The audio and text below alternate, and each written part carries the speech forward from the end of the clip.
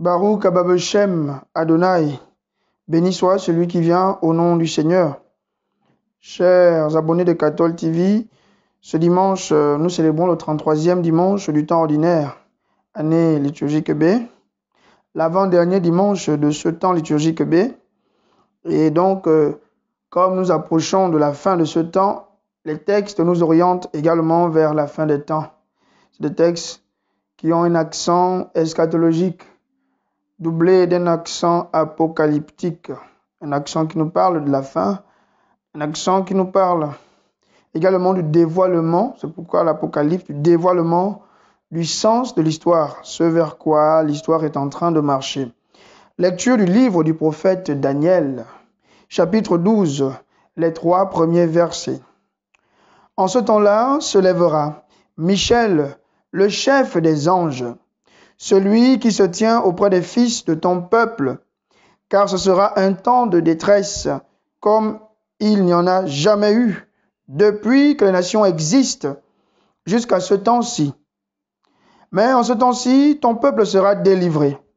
Tous ceux qui se trouveront inscrits dans le livre, beaucoup de gens qui dormaient dans la poussière de la terre, s'éveilleront, les uns pour la vie éternelle, les autres pour la honte et la déchéance éternelle. Ceux qui ont l'intelligence resplendiront, comme la splendeur du firmament, et ceux qui sont des maîtres de justice pour la multitude brilleront comme les étoiles pour toujours et à jamais. Le livre de Daniel. Daniel, Dan et elle. Dan signifie la justice et elle est l'expression pour parler de Dieu. Donc, c'est un livre qui nous parle de la justice de Dieu, qui nous révèle que Dieu est juste. Dieu sait rendre justice face à ceux qui traversent des injustices, ceux qui sont opprimés. Effectivement, l'arrière-fond de ce texte que nous avons écouté nous présente une situation d'oppression. Les Juifs sont sous la domination d'un roi impie de 167 à 164 avant Jésus-Christ, celui qu'on appelle Antiochus Épiphane IV. Il y a donc un grand temps de détresse marqué par des morts atroces, des gens qui meurent parce qu'ils croient en Dieu. Au nom de leur foi, ils ne veulent pas adhérer à la conception grecque de la vie. Ils ne veulent pas se laisser helléniser.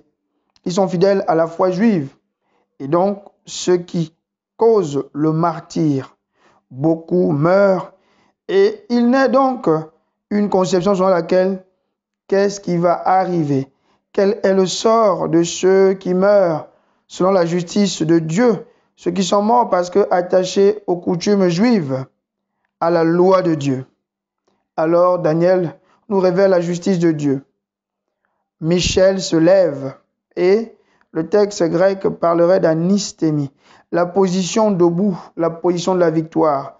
Michel qui se lève, cet archange signifie par là la position de celui qui vient rendre justice, celui qui va rendre justice en séparant ceux qui font le mal de ceux qui font le bien, en permettant à ceux qui sont restés fidèles au Seigneur d'avoir la vie éternelle. Et justement, le nom Michel signifie qui est comme Dieu, l'incomparabilité de Dieu.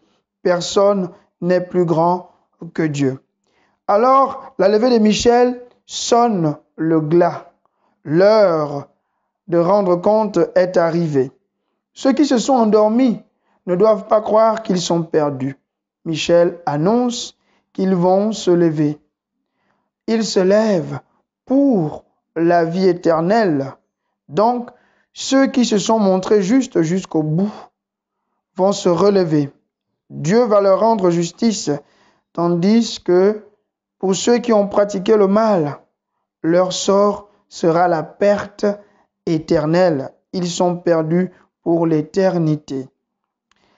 C'est donc un livre qui veut raviver la foi de ceux qui se sentent abandonnés de Dieu parce qu'ils sont morts par fidélité. Ce livre veut répondre à la question selon laquelle celui qui meurt en toute justice, celui qui meurt parce qu'il a subi une injustice, sa fidélité sera récompensée par le Seigneur.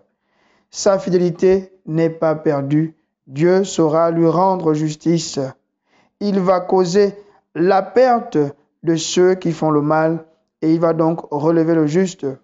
C'est donc un message qui nous interpelle en nous disant que pour celui qui pratique le bien, même s'il meurt, Dieu saura le délivrer. Il ne faut pas cesser de faire le bien. Il ne faut pas cesser d'œuvrer à l'accomplissement de bonnes valeurs. Un jour, on sera récompensé par notre Seigneur. Nous allons nous relever. Nous allons connaître une résurrection. Ce texte montre déjà la progression dans la pensée de la résurrection. Dans un monde où on ne croyait pas encore à ce que quelqu'un pouvait se relever d'entre les morts, le texte de Daniel nous révèle la foi en la résurrection d'entre les morts, nous révèle que voilà comment Dieu rend justice à celui qui sait se rendre fidèle, c'est en lui redonnant la vie contre ceux qui ont causé sa perte. Ayons donc foi en ce Seigneur qui sait rendre justice en son temps. Lecture de la lettre aux Hébreux, chapitre 10, versets 11 à 14 et les versets 18. Dans l'ancienne alliance, tout prêtre chaque jour se tenait debout dans le lieu saint pour le service liturgique et il offrait à maintes reprises les mêmes sacrifices qui ne peuvent jamais enlever les péchés. Jésus-Christ, au contraire, après avoir offert pour les péchés un unique sacrifice, s'est assis pour toujours à la droite de Dieu. Il attend désormais que ses ennemis soient mis sous ses pieds. Par son unique offrande, il a mené pour toujours à leur perfection ceux qu'il sanctifie. Or, quand le pardon est accordé, on n'offre plus le sacrifice pour le péché. Une fois de plus, cette lettre aux Hébreux veut nous ressortir la grandeur de Jésus-Christ comme grand prêtre. Jésus-Christ, le grand prêtre qui surpasse les prêtres de l'ancienne alliance, les grands prêtres de l'ancienne alliance. En quoi réside ce dépassement et cette grandeur? C'est que Jésus-Christ, après avoir offert le sacrifice pour les péchés, après cette offrande, il s'est assis à la droite de Dieu. Une place de privilège que les grands prêtres de l'ancienne alliance n'ont pas. Et justement, la droite, dans le texte grec dexia, mais en hébreu, yamin, exprime quoi? La lumière. La lumière, ça exprime le côté honorable, le côté meilleur, celui qui a la plénitude du pouvoir. Ça veut donc dire que le grand prêtre qu'est Jésus-Christ se tient pour l'éternité en présence de Dieu. Il n'est pas comme ces prêtres de l'ancienne alliance qui entraient et sortaient du sanctuaire. Lui, une fois pour toutes, il est en présence, il est dans le sanctuaire. Donc, c'est vraiment à lui qu'il faut confier ses demandes. C'est vraiment à lui qu'il faut confier tout ce que nous voulons demander au Seigneur, parce que lui, pour l'éternité, il est en présence de Dieu. Pour l'éternité, il a reçu la plénitude du pouvoir.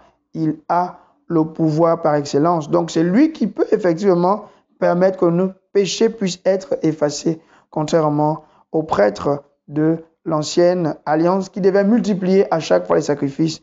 En Jésus-Christ, nous avons effectivement le grand prêtre par excellence. Et donc, c'est sur ce sacerdoce qu'est justement bâti le ministère des prêtres.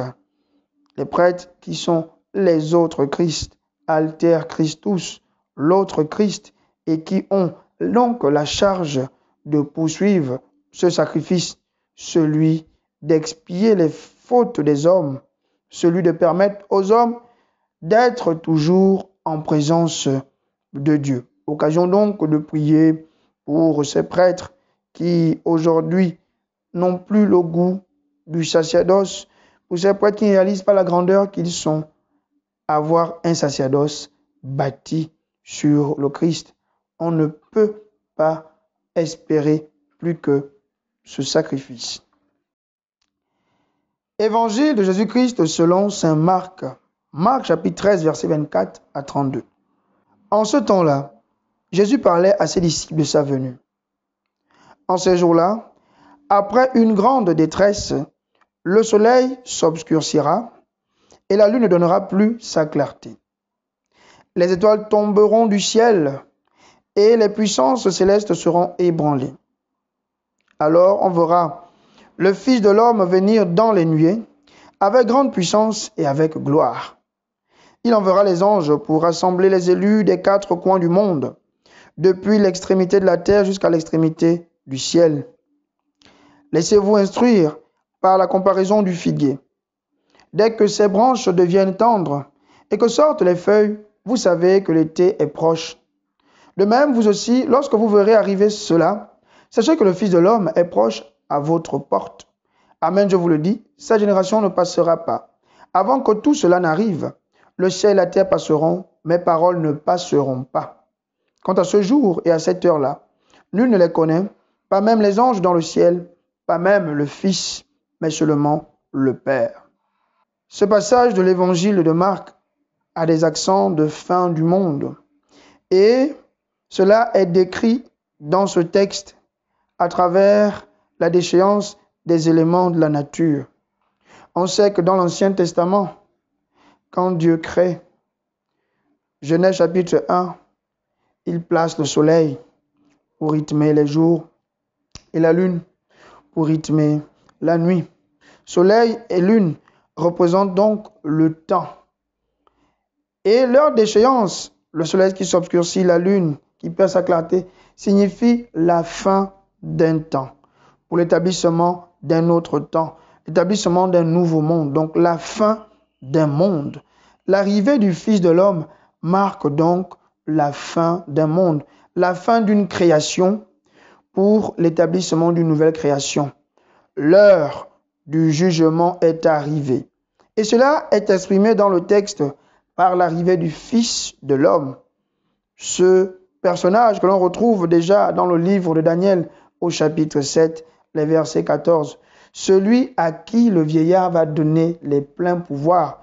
Celui qui arrive quand les pouvoirs tyranniques sont en train de tomber.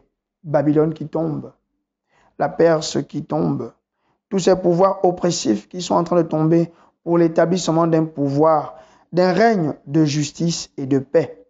Jésus annonce sa venue donc comme l'arrivée d'un règne de justice et de paix, du règne du bien commun, du règne où chacun saura trouver sa place. L'arrivée du Fils de l'homme marque donc l'avènement d'un milieu, d'un monde où la cause du pauvre est reconnue, où le bien-être est garanti pour toutes les couches sociales. Et cela, Jésus dit que c'est l'heure donc du rassemblement et il n'y aura pas un nombre inférieur à un nombre insignifiant qui seront là. Jésus rappelle que c'est à cette heure que seront rassemblés les élus des quatre coins du monde. Ça veut donc dire que c'est le moment où l'évangile a déjà été proclamé à toute la terre. Et cet évangile va donc rassembler les hommes des quatre coins du monde. Et il parle donc du ciel et de la terre. Et les extrémités, ciel-terre, signifient la totalité. Donc, cet avènement de Jésus-Christ qui marque l'avènement d'un monde nouveau va rassembler les gens de tous bords. Les gens de tous bords. Ce n'est pas un règne oppressif ou encore ce n'est pas un règne discriminatoire, mais un règne qui rassemble tous les fils de la terre. Ce règne arrive et Jésus l'exprime à travers une belle image, celle du figuier. Le figuier qui a des feuilles. Et quand les feuilles arrivent, nous savons que l'été est arrivé. L'été signifie quoi? L'heure de la récolte. Et dans la Bible, la récolte exprime quoi? L'heure du jugement, l'heure du rassemblement de tous, l'heure de la reddition des comptes. Donc, il va arriver un moment où il y aura le jugement.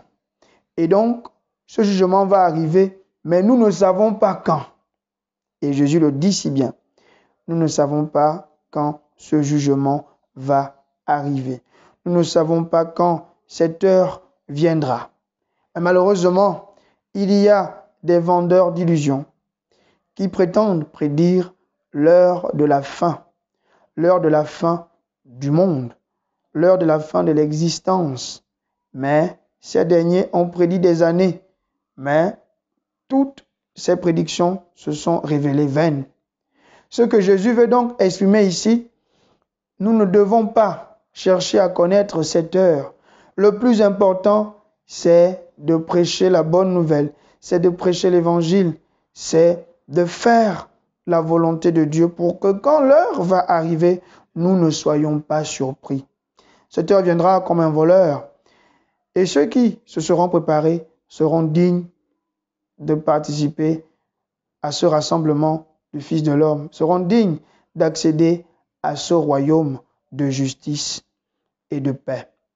Que le Seigneur nous donne donc la grâce de réaliser que l'heure de la fin de l'injustice arrive, l'heure de la fin des royaumes tyranniques arrive, l'heure de la domination des puissants sur les faibles, l'heure de leur fin arrive pour un règne véritable de justice et de paix. Faisons juste confiance au Seigneur qui vient pour établir ce règne de justice et de paix dans nos sociétés, dans notre monde, dans notre Gabon. Benedicat vos, omnipotens, Deus, Pater, et Filius, et Spiritus Sanctus. Bon dimanche à tous.